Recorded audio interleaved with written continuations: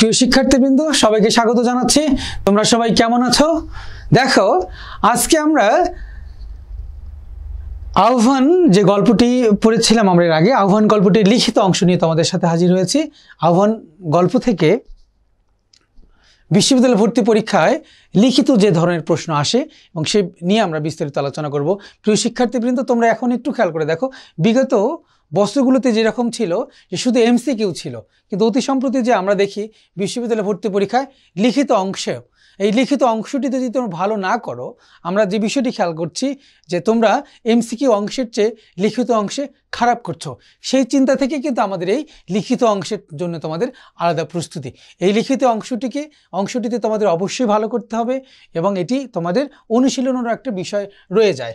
লিখিত অংশে আলোচনা আমরা যেটি দেখব, আহ্বান গল্পে তোমরা জানো আমরা এমসিকিউ অংশের যখন আলোচনা করেছিলাম তখন এই গল্পটির মূল বিষয়বস্তু সম্পর্কে আমরা আলোচনা করেছিলাম যে আহ্বান গল্পটিতে গল্পকথক গোপাল এবং বুড়ির যে কথোপকথন, এই কথোপকথনের সার বিষয়বস্তুগুলোর মধ্য থেকেই প্রশ্ন আসার সম্ভাবনা অনেক বেশি। একটু খেয়াল করে দেখো যে ধরনের প্রশ্নগুলো তোমাদের আসতে পারে। আরেকটি বিষয় তোমাদের প্রসঙ্গত বলছি, যে বিষয়গুলো আমরা এখানে অনুশীলন করব, ইনশাআল্লাহ আশা করছি এই বিষয়গুলোর মধ্য থেকে তোমরা প্রশ্ন কমন পেয়ে যাবে। একটি মনোযোগ দিয়ে এবং একটু কষ্ট করে তোমরা একটু দেখো কি বলা হয়েছিল, যে কঠিন অংশের ব্যাখ্যা। এরকম আসে প্রশ্ন যে তিনি থাকতে অভাব ছিল না কোনো জিনিসের, গোলা পড়া ধান, গোয়াল পড়া গরু। তোমরা জানো গল্পকথক এবং বুড়ির মধ্যে, অর্থাৎ বুড়ির যে তোমাদের স্বামী জমির করাতি, বলা হয়েছে যে তিনি এখানে কে জমির করাতি, যে তিনি থাকতে কোনো জিনিসেরই অভাব ছিল না, বুড়ি খুব স্বাবলম্বী ছিল। কিন্তু এখন কিন্তু বুড়ির যে দৈন্য দশা আমরা যেটা দেখতে পেরেছি, দেখো যে বুড়ির স্বামী জমির করাতি বেঁচে থাকতে তাদের সংসারে কোনো অভাব ছিল না। তাদের তখন গোলা ভর্তি ধান ছিল, গোয়াল ভর্তি গরু ছিল এবং সংসারে কোনো কিছুরই কমতি ছিল না। অর্থাৎ আবহমান বাংলার প্রচলিত একটা শোনা যায় যে তখন কৃষকের ঘরে ঘরে গোলা ভরা ধান আর গোয়াল ভরা গরু। আজ বুড়ি বিধবা হওয়াতে তার কোনো সহায় সম্পত্তি নেই, এজন্য কিন্তু বলেছে যে তিনি থাকতে অভাব ছিল না কোনো জিনিসের, গোলা পড়া ধান, গোয়াল ভরা গরু। অর্থাৎ বুড়ি গল্পকথক গোপালকে উদ্দেশ্য করে বলছে যে আমার বুড়ির যে স্বামী জমির করাতি বেঁচে থাকতে আসলে তাদের কোনো অভাব অনটন ছিল না। দেখো কি বলছে, আমার তো তেনার নাম করতে নেই বাবা। অর্থাৎ বুড়ি তার স্বামীর পরিচয় দিতে গিয়ে বলছে যে কি আমার তো তেনার নাম করতে নেই বাবা। অর্থাৎ তৎকালীন সময়ে আর্থসামাজিক প্রেক্ষাপটে যদি আমরা চিন্তা করি যে স্বামীদের নাম স্ত্রীরা মুখ দিয়ে উচ্চারণ করতো না, এই জন্য বলা হয়েছে যে আমার তো তেনার নাম করতে নেই বাবা। অর্থাৎ গোপাল যখন বুড়ির নিকট তার স্বামীর পরিচয় জানতে চাইলে বুড়ি এই উত্তর দেয়, একসময় সংস্কার বেশে বিবাহিত মেয়েরা স্বামীর নাম মুখে আনতো না। অর্থনৈতিক ও সামাজিকভাবে পুরুষতান্ত্রিক সমাজের আধিপত্য এবং এই মানসিকতার উৎস থাকতে পারে এটি। এই জন্যই বুড়ি গোপালের প্রশ্নের উত্তরে এই জবাব দেয় যে আমার তো তেনার নাম করতে নেই বাবা। এরপর দেখি আমার কি মরণ আছে রে বাবা। অর্থাৎ বুড়ির এটি তার যে কি বলা যায় অনেকটা ক্ষোভের কথা সে এখানে বলেছে যে আমার কি মরণ আছে রে বাবা। অর্থাৎ বৃদ্ধ মানুষেরা বয়সের ভারে জীবন যুদ্ধে বিপর্যস্ত হয়ে থাকে। আহ্বান গল্পের বুড়িও ঠিক সেরকম, যে অভাব অনটনে আত্মীয় স্বজনহীন অসহায় বুড়ি জীবনের বোঝা টানতে টানতে ক্লান্ত এবং তার একমাত্র চিন্তা কখন তার জীবনের শেষ দিন আসবে। তাই গোপালের কুশলাদি জিজ্ঞাসার জবাবে সে উত্তর দেয় আমার কি মরণ আছে রে বাবা। অর্থাৎ সে বোঝাতে চায় যে এই বয়সে বেঁচে থাকা মানে কি ভালো থাকা নয়, বেঁচে থাকাটাই যেন কি খুব ভার এবং মৃত্যুটাই যেন তাদের একমাত্র কাম্য বিষয় হয়ে দাঁড়ায়। তখন আমরা দেখব যদি মরি আমার কাফনের কাপড় তুই কিনে দিস। গল্পটিতে আমরা দেখেছিলাম গল্পকথক এবং বুড়ির মধ্যে যে একটা আত্মিক সম্পর্ক, একটা যে মাতৃস্নেহের, অর্থাৎ সন্তান এবং মায়ের যে সম্পর্কটি, সেই সম্পর্কটি তৈরি হয়ে গিয়েছিল। সেটি দেখব যে যদি মরি আমার কাফনের কাপড় তুই কিনে দিস। দুজন ভিন্ন ধর্মের মানুষ ছিলেন বুড়ি এবং গল্পকথক, তারপরেও তার বুড়ি আমাদের গোপালের প্রতি গল্পকথকের প্রতি যে স্নেহ বাৎসল্য এবং তাকে যে কতটা আপন করে নিয়েছিল, অর্থাৎ নিজের সন্তানের মতো, এই অধিকার বোধ থেকেই বুড়ি বলেছে যে যদি মরি আমার কাফনের কাপড় তুই কিনে দিস। অর্থাৎ হিন্দু মুসলমান সব ধর্মই আছে, বাবা মা মারা গেলে তার সন্তানরা তাদের শেষ কৃত্যাদি সম্পন্ন করবে নিজ নিজ ধর্মের বিধান অনুযায়ী। বুড়ির যেহেতু কোনো পুত্র সন্তান নেই, তাই এই দায়িত্ব পালন করার কেউ ছিল না। বুড়ি গোপালকে তার পুত্রের মতোই ভালোবাসত, তাই বুড়ি তার মৃত্যুর কাফনের কাপড় কিনে দেওয়ার দায়িত্ব গোপালকে দিয়ে যায় এবং এই কথা বলে অনুরোধ করে যে যদি মরি আমার কাফনের কাপড় তুই কিনে দিস। প্রিয় শিক্ষার্থীবৃন্দ, আশা করছি এই অংশটি তোমরা বুঝতে পেরেছ। বুড়ির মাটি দেওয়ার দিন তুমি কনে থেকে এলে, তুমি তো জানতে না তোমার বড্ড ভালোবাসত বুড়ি। আহ্বান গল্পটির মূল বিষয়বস্তু যদি আমরা দেখি, যে আহ্বান অর্থাৎ আমন্ত্রণ জানানো, হ্যাঁ, কাছে ডাকা, আহ্বান করা। আচ্ছা, সেবার গোপাল যখন গ্রামের বাড়িতে যান, অর্থাৎ বুড়ি যে সময়টি মারা গিয়েছিলেন, মোট 4 বার গোপাল এই গল্পে আমরা দেখব যে গ্রামের বাড়িতে গিয়েছিলেন। শেষবার যখন গিয়েছিল তখন তিনি জানতেন না যে বুড়ি মারা গেছে। দিগম্বরীর কাছে, অর্থাৎ পরশু সর্দার স্ত্রী দিগম্বরীর কাছে বুড়ি মারা যাওয়ার খবর পেয়ে গোপাল বুড়ির বাড়িতে যান। গ্রামের বৃদ্ধ শুকুর মিয়া হঠাৎ বুড়ির বাড়িতে গোপালকে দেখে এই কথাগুলো বলে ফেলেন, যে শুকুর মিয়াও আশ্চর্য হন যে গোপাল তো জানতো না যে বুড়ি মারা গেছে, তবু না জেনেই যেহেতু এবার সে এসছে, এতে তার মনে হয় যে বুড়ির ভালোবাসার টানে, এই জায়গাটি একটু মনে রাখবা, যে বুড়ির ভালোবাসার টানে সে এবার গ্রামে এসছে। সবাই ভাবে বুড়ির যে অন্তরাত্মা, এই অন্তরাত্মার টানেই যেন গোপাল গ্রামে এসছে। এই জন্য বলা হয়েছে আলোচ্য কথাটি, যে বুড়ির মাটি দেওয়ার দিন তুমি কোনে থেকে এলে, তুমি তো জানতে না তোমায় বড্ড ভালোবাসত বুড়ি। এরপর দেখো যে ও বেঁচে থাকলে বলে উঠত অমর গোপাল। ও বেঁচে থাকলে কি, এখানে ওটা হচ্ছে কি বুড়ি বেঁচে থাকলে। কি বলছে, যে গোপাল বুড়ির কবরে মাটি দেওয়ার সময় প্রকৃতভাবে বুঝতে পারে যে তার জন্যই বুড়ির হৃদয়ে কি প্রবল মাতৃস্নেহ জমা হয়েছিল। অনেকদিন তিনি গ্রামে আসেননি, মনের অজান্তেই তিনি গ্রামে এসছেন, কিন্তু এসে দেখেন বুড়ি মারা গিয়েছে। তখন তিনি বুঝতে পারেন বুড়ির ভালোবাসার কোনো এক অলৌকিক টান, দেখো, যে টানে তিনি গ্রামে এসছেন এবং বেঁচে থাকলে বুড়ি তাকে হয়তো বা এভাবেই বলে উঠত, যে কি বলে উঠত, অমর গোপাল, অমর গোপাল বলে। এই যে স্নেহের যে ডাক, এই স্নেহের ডাক তো আসলে গল্পকথক গোপাল অনেক দিন থেকেই শুননি। বুড়ি যে ডাকে তাকে যেভাবে তাকে সম্বোধন করেছিল, এই জন্য বলা হয়েছে ও বেঁচে থাকলে বলে উঠতে কি অমর গোপাল। ব্যাপারটা এখানেই চুকে যাবে ভেবেছিলাম, কোন ব্যাপারটা এখানে ব্যাখ্যা করো। দেখো কোন ব্যাপারটি তোমরা জানো, গল্পের শুরুর দিকের ঘটনা এটি। হ্যাঁ, বুড়ির সাথে যখন গল্পকথকের প্রথম দেখা হয়েছিল, তখন বুড়ির সাথে প্রাথমিক কুশলাদি বিনিময়ের পরেই গল্পকথক গোপাল বুড়িকে কিছু টাকা দিয়েছিল। ভেবেছিল যে এই বিষয়টি বোধহয় এখানেই শেষ হয়ে যাবে, কিন্তু এই বিষয়টি কিন্তু এখানে শেষ হয়নি। বুড়ি কিন্তু পরের দিন আবার গোপালের ওই গেতিখোরের বাড়িতে গিয়ে হাজির হয়েছিল। এই প্রসঙ্গতে বলা হয়েছে যে ব্যাপারটা এখানেই চুকে যাবে ভেবেছিলাম, কোন ব্যাপারটা ব্যাখ্যা করো। এইটুকু লিখলেই তোমাদের হয়ে যাচ্ছে। চিনবে না আমি অনেকদিন গায়ে আসিনি, এই উক্তিটি কেন করা হয়েছে? চিনবে না আমি অনেকদিন গায়ে আসিনি, এই কথাটি বলেছেন গল্পকথক গোপাল বুড়িকে লক্ষ্য করে। কেন? যখন গল্পকথক গোপালের সাথে বুড়ির দেখা হয়ে যায়, তখন বুড়ি তো খুব বৃদ্ধ, হ্যাঁ, বৃদ্ধ, চিনতেই পারেনি গোপালকে এবং চেনারও কথা না। তখন বুড়ি কিন্তু খুব খুব করে এইভাবে দেখছিল যে আসলে গোপালকে সে চিনতে পারে কিনা। তখন গোপাল তাকে বলছে যে না, তুমি আমাকে চিনবে না, হ্যাঁ, আমাকে চিনবে না, আমি অনেকদিন গ্রামে আসিনি। কেননা বাবা বা মাসিমারা মারা যাওয়ার পরে এই গ্রামে যেহেতু তার নিজের কোনো আবাসও ছিল না, তার ঘরবাড়িও ছিল না শুরুর দিকে, এবং সে খুব কম আসতো, এই জন্য সে বলছে যে চিনবে না, আমি অনেকদিন গায়ে আসিনি। বুড়ি কেন প্রায় লেখকের জন্য এটা সেটা নিয়ে আসতো? কেন নিয়ে আসতো এটা তো আমরা জানি, যে আমরা আগে বলেছি তাদের যে স্নেহের যে বন্ধন, হ্যাঁ, বুড়ি গল্পকথক গোপালকে নিজের সন্তানের মতোই ভালোবাসতো।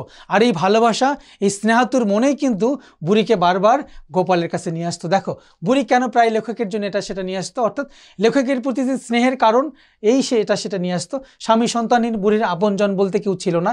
একদিন লেখকের সঙ্গে দেখা হলে লেখক বুড়ির খোঁজখবর নেন এবং তাকে কিছু টাকা দেন।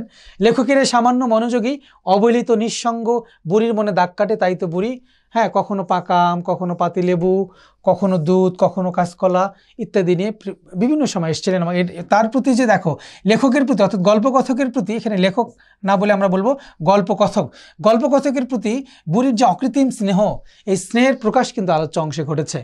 এরপর দেখো, ওর স্নেহাতুর আত্মা বহুদূর থেকে আমায় আহ্বান করে নিয়ে এসছে। এই লাইনটিতে কিন্তু আমরা আহ্বান গল্পের যে নামকরণের সার্থকতা সেই সার্থকতাটি বিচার করতে পারি। আমরা জানি বুড়ি যেদিন মারা যায়, হ্যাঁ, তারপর দিন কিন্তু অর্থাৎ যেদিন বুড়িকে কবরস্থ করা হবে সেদিন কিন্তু কাকতালীয়ভাবে লেখক চতুর্থবার অর্থাৎ এই গল্পের শেষবারের মতো গ্রামে এসেছিলেন। কিন্তু গল্পকথক গোপাল কিন্তু জানতেন না যে বুড়ি মারা গিয়েছে।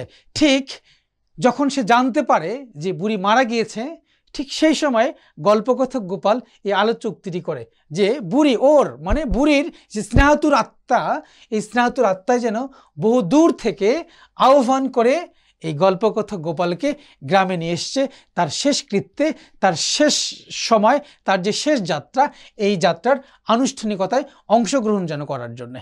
এই জন্য কিন্তু গল্পকথক গোপাল এই আলোচ্য উক্তিটি করেছে যে ওর স্নেহাতুর আত্মা বহু দূর থেকে আমায় আহ্বান করে নিয়ে এসছে। প্রিয় শিক্ষার্থীবৃন্দ, যদি এরকম প্রশ্ন আসে, তোমাদের বেশ বেশ কিছু প্রশ্ন আমরা দেখতে পাচ্ছি ইদানিং যেগুলো আসছে, যে প্রত্যেকটি গল্প, প্রত্যেকটি অর্থাৎ প্রত্যেক গদ্যাংশ এবং পদ্যাংশ তোমরা যে অংশটি পড়ো না কেন, এই অংশের যে মূল বিষয়বস্তু, যে মূল ভাব, তোমাদের প্রশ্ন আসছে। অনেক সময় 2 মার্কসের প্রশ্ন আসছে, অনেক সময় 4 মার্কসের প্রশ্ন আসছে, অনেক সময় 3 মার্কসের প্রশ্ন আসছে। সেক্ষেত্রে যেটি হবে, দেখো যে আহ্বান গল্পের মূল বক্তব্যটি লেখো।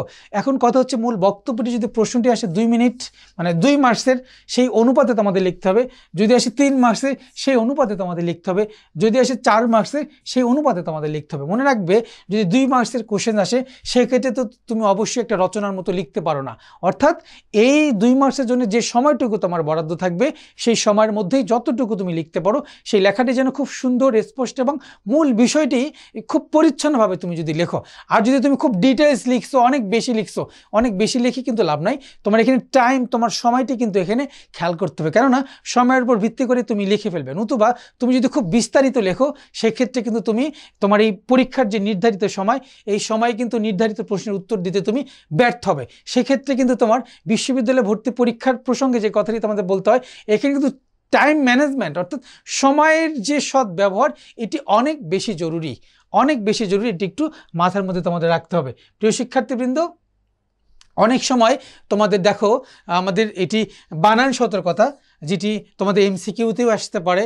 হ্যাঁ, এমসিকিউ অংশে আসে যে নিচের কোনটি শুদ্ধ বানান, নিচের কোনটি অশুদ্ধ বানান, নিচের কোন শব্দগুচ্ছ শুদ্ধ, নিচের কোন শব্দগুচ্ছ অশুদ্ধ, এবং তোমাদের দ্বিতীয় পত্রে আলোচনায় কিন্তু বানান শুদ্ধিকরণ দেওয়া আছে। সেক্ষেত্রে তোমরা প্রত্যেকটি গল্প কবিতার যে কঠিন বানানগুলো রয়েছে, জটিল বানানগুলো রয়েছে, এই বানানগুলো তোমরা একটু দেখে নেবা। যদিও কিনা তোমাদের এই বানানগুলো নতুন করে আসলে শেখার কিছু নাই, তারপরে একটু যদি তোমরা মনোযোগী হও, একটু খামখেয়ালিপনা যদি না থাকে, তাহলে কিন্তু সঠিক বানানটি তোমরা করতে পারো। বিশেষ করে এমসিকিউ অংশে কিন্তু তোমাদের বানান নিয়ে খুব বেশি সমস্যা হয়, কেননা যখন 4টি অপশন দেওয়া থাকে খুব কাছাকাছি, তখন তোমরা কনফিউজড হয়ে যাও। এই জন্য তোমার বানানটি আলাদা করে লিখে বা আলাদা করে মাথায় নিয়ে তোমরা সঠিক উত্তরটি করবা। প্রিয় শিক্ষার্থীবৃন্দ, আহ্বান গল্পের প্রশ্ন উত্তর দেখো, একটু নমুনা প্রশ্ন উত্তর দেওয়া আছে, তোমরা ঠিক এইভাবে লিখবা। অর্থাৎ 2 মার্কসের প্রশ্নের জন্য তোমরা এইভাবে লিখবা। দেখো বলা হয়েছে যে কি, আমার মন হয়তো ওর ডাক এবার আর তাচ্ছিল্য করতে পারেনি, ব্যাখ্যা করো। তোমরা জানো যে আমার মন হয়তো ওর ডাক এবার আর তাচ্ছিল্য করতে পারেনি, কোন ডাক? একটু দেখো যে আহ্বান গল্পের কথিত বুড়ির সাথে গল্পকথকের যে আত্মিক সম্পর্কের দিক এখানে উন্মোচিত হয়েছে। গল্পকথককে বেশি ভালোবাসতেন বুড়ি, আদর করতেন বুড়ি, তার আবেদন উপেক্ষা করতে পারেনি, তাই অনেক দিন পর গ্রামে এসে বুড়ির মৃত্যুর কথা শুনে আবেগে আপ্লুত হয়ে পড়েন লেখক। বুড়ির স্নেহের টানে গ্রামে এসছেন। লেখকের এই উপলব্ধির দিকটি যেন প্রশ্নোক্ত উক্তিটিতে প্রকাশিত হয়েছে। অর্থাৎ এই প্রশ্নটির জন্য যদি 2 মার্কস বরাদ্দ থাকে, তো তুমি যদি এইভাবে লিখো, এভাবে লিখলে কিন্তু 2 মার্কস তুমি পেয়ে যাবে ইনশাল্লাহ। যে স্নেহের দান এমন করা ঠিক হয়নি, কথাটি দ্বারা কি বোঝানো হয়েছে? তোমরা জানো গল্পকথকের জন্য বুড়ি যখন আমরা দেখব যে দুধ নিয়ে এসেছিল, যেহেতু বুড়ির সাথে এই যে আমাদের গল্পকথকের কথাই হয়েছিল যে তুমি কার দুধ খাও, বলছিল যে প্রসন্ন ঘুটি গোয়ালিনী, তখন বলছে ঘুটি গোয়ালিনী, ওর দুধ তো ভালো না, ও তো অর্ধেক জল দেয় অর্ধেক দুধ দেয়। এই জন্যই কিন্তু পরবর্তী দিন আমরা দেখব বুড়ি কিন্তু তার যে পালক, এখানে বলা হয়েছে যে তার যে মেয়ে অর্থাৎ হাজরা বেটার বউ, তাকে বলে রেখেছিল যে গল্পকথকের জন্য অর্থাৎ গোপালের জন্য অর্থাৎ তার সন্তানের জন্য যেন সে দুধ রেখে দেয়। ঠিক সেই সময় যখন দুধ নিয়ে পরবর্তী দিন হাজির হয়েছিল গল্পকথক গোপালের নিকট, তখন কিন্তু গল্পকথক গোপাল অনেকটা বিরক্ত হয়ে যে তুমি কেন এসব নিয়ে আসছো, তুমি তো নিজেই খুব হতদরিদ্র মানুষ, তুমি এসব কেন করছো, তোমার এসব করার দরকার নাই। তখন কিন্তু গল্পকথক গোপাল আমাদের বুড়িকে এই দুধের যে দাম, অর্থাৎ এর জন্য যে নির্দিষ্ট কিছু টাকা পয়সা আমাদের বুড়িকে দিয়েছিল এবং বুড়ি তখন অনেকটা চুপসে গিয়েছিল এবং বুড়ির আত্মমর্যাদায় সেটি আঘাত এনেছে এবং সে কষ্ট পেয়েছে। যদিও সে কষ্ট পেয়েছে, পরবর্তী সময় যখন বুড়ি সেখান থেকে চলে যায় তখন কিন্তু গল্পকথকের যে আত্মোপলব্ধি, তার যে আত্মসমালোচনা, এই আত্মসমালোচনা আত্মোপলব্ধি থেকে সেই কথাটি বলেছেন যে স্নেহের দান এমন করা ঠিক হয়নি। যাই হোক, এই প্রশ্নের উত্তরে তোমরা যেভাবে লিখবে একটু দেখো যে আহ্বান গল্পের কথকের প্রতি বৃদ্ধার যে স্নেহ ভালোবাসাপূর্ণ কোনো এক সম্পর্কের পরিচয় পাওয়া গিয়েছে। আচ্ছা, এটা আমরা আমাদের জ্ঞানমূলকের ক্ষেত্রে দেখলাম যে অসহায় বুড়ি কতকে স্নেহ করে, প্রতিদিনই তার জন্য কিছু না কিছু নিয়ে আসে। একদিন সে তার পাতানো মেয়ের কাছ থেকে কিছুটা দুধ, এখানে দুধ হবে বেসিক্যালি, এখানে দুধ চেয়ে আনে, এতে কিছুটা বিরক্ত প্রকাশ করে দুধের দাম দিয়ে দেন গল্পকথা। পরবর্তীতে কথকের কাছে বিষয়টি ঠিক বলে মনে হয়নি, যা প্রশ্নোক্ত উক্তিটির মধ্য দিয়ে প্রকাশ পেয়েছে, যেটির বিস্তারিত আলোচনা একটু আগে আমি তোমাদের জন্য করেছিলাম। বাট লেখার সময় তোমরা খুব কনসাইজ করে, খুব ছোট করে, সংক্ষিপ্ত আকারে এটি লিখবে। এরপর দেখো তোমাদের তত্ত্ববহুল যে রচনা থেকে তোমরা এখন প্রশ্ন, বিশেষ করে যেটি খেয়াল করবো, আমরা যেটি বোর্ড পরীক্ষায় যে রচনা লিখেছিলাম সেখানে 20 মার্কস ছিল, কিন্তু বিশ্ববিদ্যালয় ভর্তি পরীক্ষাগুলো কিন্তু তোমাদের 20 মার্কস থাকে না। আমরা দেখছি যে ইদানিং বিশ্ববিদ্যালয় ভর্তি পরীক্ষায় যে রচনা লিখন, যেখান থেকে প্রশ্ন আসছে, কত মার্কস বরাদ্দ থাকে? 10 মার্কস বরাদ্দ থাকে। সেই ক্ষেত্রে 10 মার্কসের জন্য যতটুকু সময় তোমাদের লিখতে হবে ঠিক সেই সময়টাই তোমরা লিখবা, এর বেশি কিছু লেখার দরকার নেই। যেমন একটি নমুনা এখানে দেওয়া আছে যে গণতন্ত্র নিয়ে একটি তথ্যবহুল সংক্ষিপ্ত রচনা লেখো। প্রিয় শিক্ষার্থীবৃন্দ, একটু খেয়াল করে দেখো যে গণতন্ত্র নিয়ে রচনা লিখতে গেলে আমরা যে বিষয়গুলো, তোমাদের যে টপিকগুলো তোমাদের নিয়ে আসতে হবে, সেক্ষেত্রে দেখো ভূমিকা লিখবে, গণতন্ত্রের সংজ্ঞা এবং বৈশিষ্ট্য লিখবে, যেগুলো কিনা আমাদের শীটের মধ্যে বিস্তারিত আলোচনা করা আছে।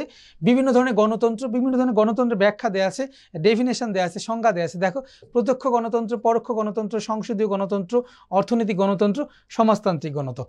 এরপরে দেখো গণতন্ত্রের যে ইতিবাচক দিকগুলো লিখবা, গণতন্ত্রের যে সীমাবদ্ধতা, সেই সীমাবদ্ধতা দিবা, বাংলাদেশে গণতন্ত্রের অবস্থাটা কি সেটা দিবা, তারপরে গণতন্ত্রের ধারাগুলো লিখবা, তারপরে উপসংজ্ঞা লিখবা। এই আলোচনাগুলো আমাদের শীটের মধ্যে, আমাদের ওয়েবসাইটের মধ্যে বিস্তারিতভাবে দেওয়া আছে। প্রিয় শিক্ষার্থীবৃন্দ, আশা করছি এই অংশটি কি তোমরা বুঝতে পেরেছ।